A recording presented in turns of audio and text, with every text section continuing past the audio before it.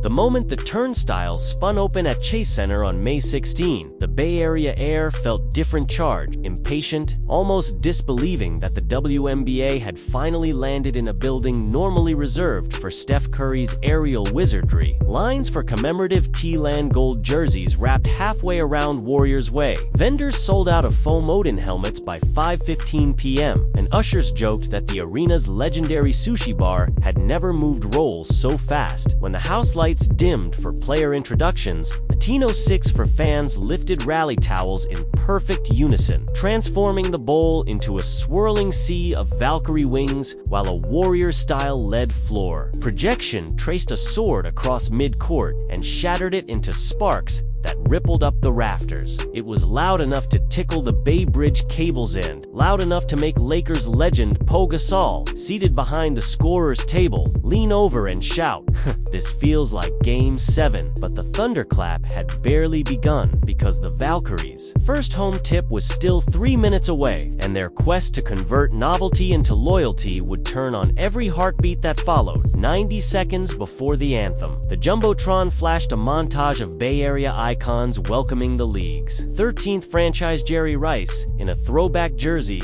E40 wielding a foam sword, Megan Rapinoe tossing an alley-oop to her partner, Sue Bird. Then comedian Ali Wong popped on screen wearing a custom No. 19 Valkyries top, winked at the camera, and shouted, "Time to raid," sending another shockwave through the bowl. Down on the floor, head coach Natalie Nakasi, once Doc Rivers' first female assistant, tapped her clipboard and let the roar wash over her roster of castoffs, draft darlings, and expansion draft gambles. She'd spent 8 months preaching that no amount of pyrotechnics could buy stops or secure rebounds, and she reminded them again with a single sentence: "The circus ends when the clock starts." Yet even Nakasi couldn't hide a half smile. A sold-out crowd for a debut game is a promise rarely kept in women's sports.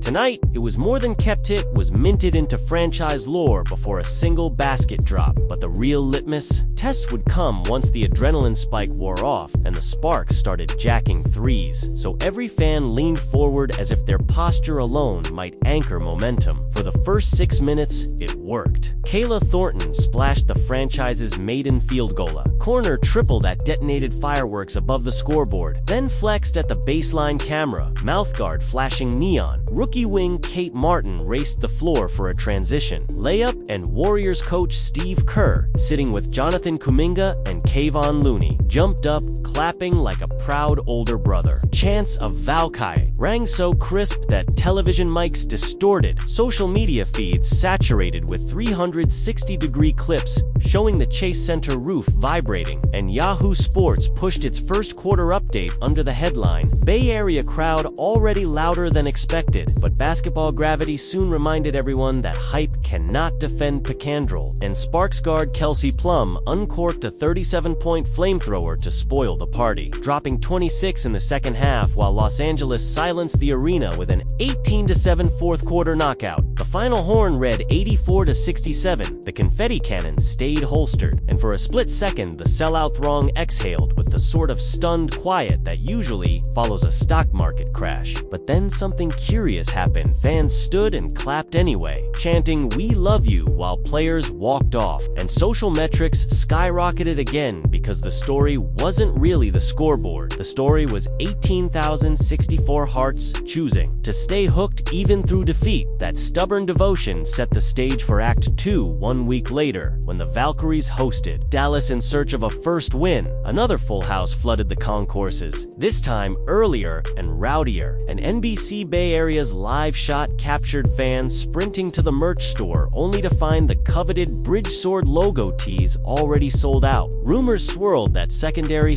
markets listed opening night programs at $60 a piece. Meanwhile, team president Jess Smith revealed that season ticket deposits had crossed the 7,000 mark, dwarfing internal projections by 40%. Warriors ownership flush from NBA revenue quickly greenlit expansion of the retail kiosk count and installed an on-site customization truck that could heat press surnames on jerseys in under 4 minutes. Yet demand still outpaced supply, and a viral TikTok of fans chanting "Restock, Inside, the truck hit 1 million views overnight. The Bay, it seemed, had decided WNBA merch was the new streetwear drop, and the algorithm took note. But no one knew if fandom would stay giddy should winless angst linger. On May 23rd, that question met its answer in the form of a sloppy, nerve-jittered, but ultimately glorious 79-74 triumph over the Mercury that felt less like a routine. WN more like a decades-delayed baptism. Thornton again played hero, banging home a late corner three and chest-bumping Cecilia Zandalicini, while sparks rained from the catwalk cannons, this time on cue. K-pop star CL, in town for a festival, went viral dancing courtside. Warriors rookie Brandon Pajimski tossed tees during a timeout, and Steph Curry, fresh off a golf outing, recorded a congratulatory selfie video that aired on the Jumbotron, with the line, "It's y'all's house to now protect it." The Chronicles' Ann Killian called the night a cross between playoff frenzy and county fair euphoria. And just like that,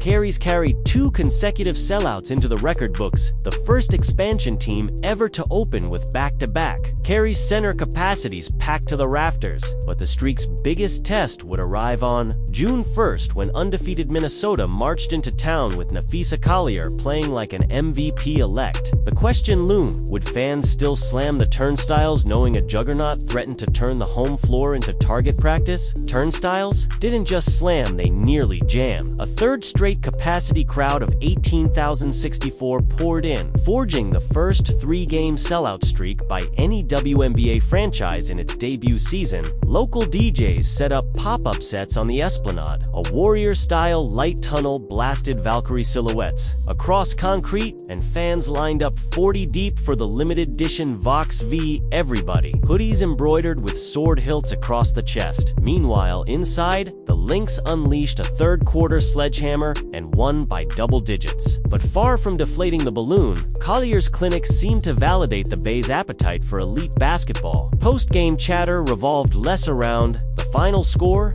and more around upcoming rematches and how soon. Golden State's front office might swing trades to fast-track competitiveness, but hidden in those conversations was a bigger aha moment. Expansion novelty had actual staying power once anchored inside Chase Center's entertainment ecosystem, and that blueprint threatened to rewrite how future franchises launch. Behind the scenes, the Warriors' Evan Tops team treated every Valkyries night as a proof-of-concept sandbox. They borrowed the NBA club's pre-game dub-light lasers, but colored them teal, swapped the Warriors' iconic foghorns for Norse war horns layered over 808 drums, and invited Bay Area culinary heroes Buria, Master Damian Vega, vegan, Folk Queen to Nugentu Helm rotating pop-ups. Local breweries produced a Valkyries lager with a sword handle pull, and 400 limited cans disappeared before halftime. Arena staff installed a selfie booth where fans could swing a real foam broadsword in slow-motion capture footage delivered to phones in 10 seconds and primed for Instagram stories. Celebrity courtside lists morphed into genre-spanning Who's Who. Kehlani rocking a leather trench emblazoned with Shield Maiden, Zendaya snapping Polaroids with WNBA pioneers, Cheryl Swoops and Ticha Peniquero, Google CMO Lorraine Tuhile, posing with girls' AAU teams from Oakland. Each cameo doubled as free marketing. Each post served as a digital billboard pointing new eyeballs at the league. The formula felt both big league and community-rooted.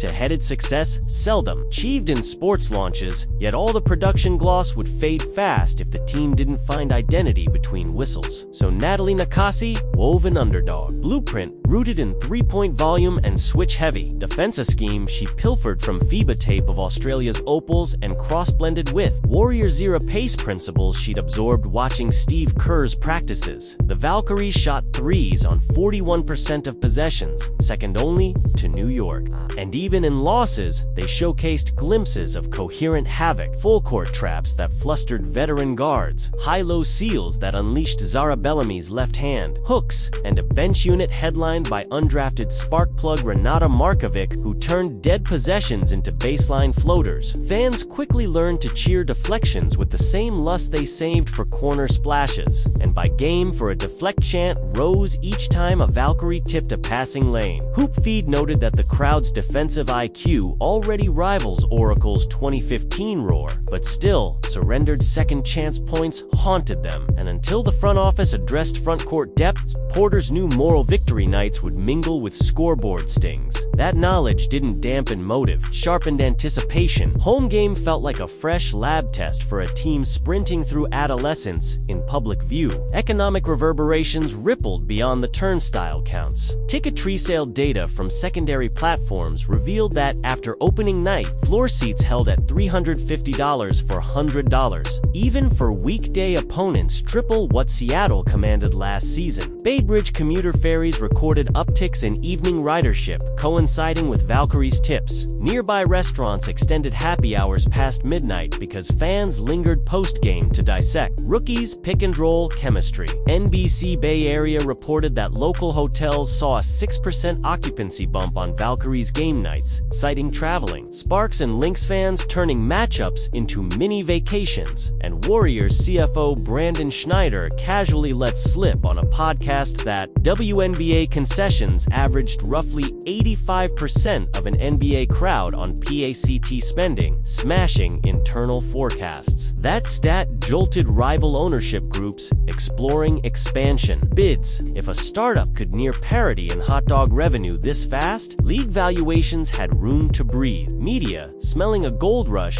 piled on. ESPN Daily ran a 9-minute feature titled Bay Girls Go Big, layering chase cam footage of fans sprinting to the team store over voiceovers about Silicon Valley's changing sports appetite. Spanish-language giant Yahoo Deportes pivoted to bilingual recaps after discovering surprising click-through from Central American readers following Bay Area diaspora, and Hoop Vision's YouTube breakdown of the Valkyries' Hornstagger action cracked 700,000 views, unusual for an Exando. Deep dive. Each of these media bites fed back into ticket demand, forging a feedback loop where novelty fed coverage fed curiosity, and curiosity bought tickets that sold out again. Yet beneath the euphoria rumbled a crucial question: how does a new franchise sustain energy once the first season sheen dulls? Warriors majority owner Joe LaCobb, long an evangelist for integrated sports tech, announced a partnership with a local startup to distribute personalized Realize highlight reels to every ticket holder within 24 hours. Each fan receives a sizzle video that includes any in-arena camera shot of their seating section, stitched with top plays over a royalty-free synth track. Meanwhile, Jess Smith greenlit a mobile app letting season ticket members vote on one walkout song per game. And in locker room corridors, Nakasi sprinkled culture builders players' right VOC values on a Viking shield mounted near the tunnel, dating words like fearless, relentless, and united each homestand. Those micro-traditions sow roots that outlive the confetti, ensuring year 2 crowds don't evaporate if the record spikes south. Of course, record matters too, especially when the schedule flips to dog days. The Valkyries sitting 2-4 after. The Lynx loss face a brutal West Coast swing through Vegas and Phoenix that could either catapult them to .500 or etch early separation from the playoff bubble. Sparks guard Kelsey Plum, fresh off skewering Golden State in the opener, declared on a podcast that she loved the Bay energy, but still saw holes in their closeouts big enough to fit a bus. Coaching staff pinned that, quote, inside the film room,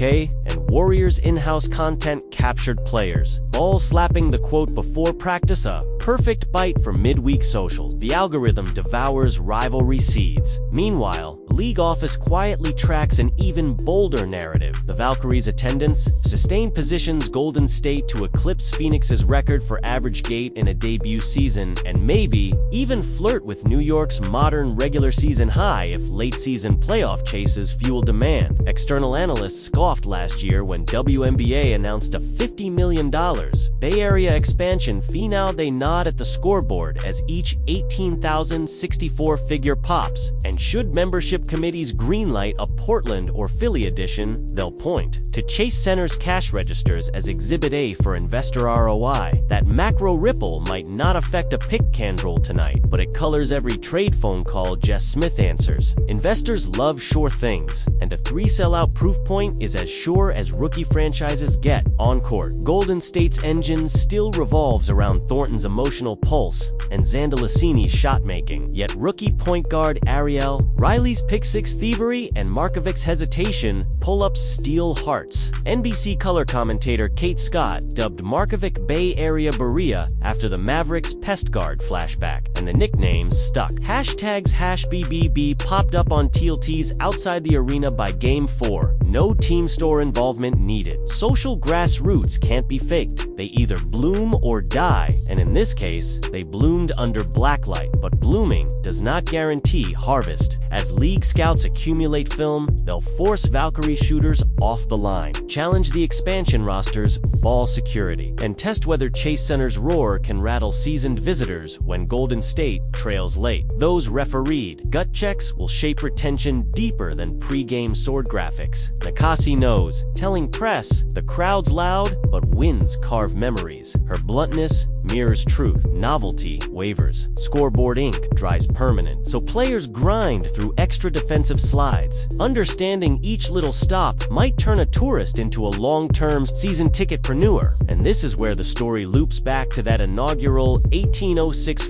figure. Not long ago, critics doubted whether any women's franchise could fill an NBA arena twice in a week, much less thrice. The Valkyries shattered the doubt with merchandising sellouts, celebrity cameos, and a fan base that remained to chant names even in defeat. Now, the chase isn't just about staying competitive, it's about proving that hype can transition into habit. 5 years from now, every marketing deck will cite those first 3 Chase Center nights as the spark that convinced TV partners to escalate rights fees. 10 years from now, some little girl in the Bay will recall the neon Valkyrie wings swirling overhead and remember that she decided to pick up a basketball because 18,064 strangers taught her that women's hoops could own the night, which leaves one monumental cliffhanger. Can this roaring start survive typical sports entropy? Injuries, losing streaks, even simple fan fatigue lurk. The next chapter will hinge on whether Valkyrie's supporters trade first-date excitement for long-term commitment, whether brand partnerships stay fresh, whether Nakasi's system evolves before scouts solve it. But if the energy pouring out of the city by the Bay is any indication, the chants won't fade quietly. One more marquee upset, one more viral tunnel dance, one more overtime heartstopper broadcast on ESPN2, and the Valkyries might not just pack Chase Center, they could pack an entire narrative arc that turns skeptics into believers and believers into ambassadors. Until that verdict lands, keep your notifications on, because each home tip ripples through the sports world in real time, carving a myth so loud even the Bay Bridge seems to hum along.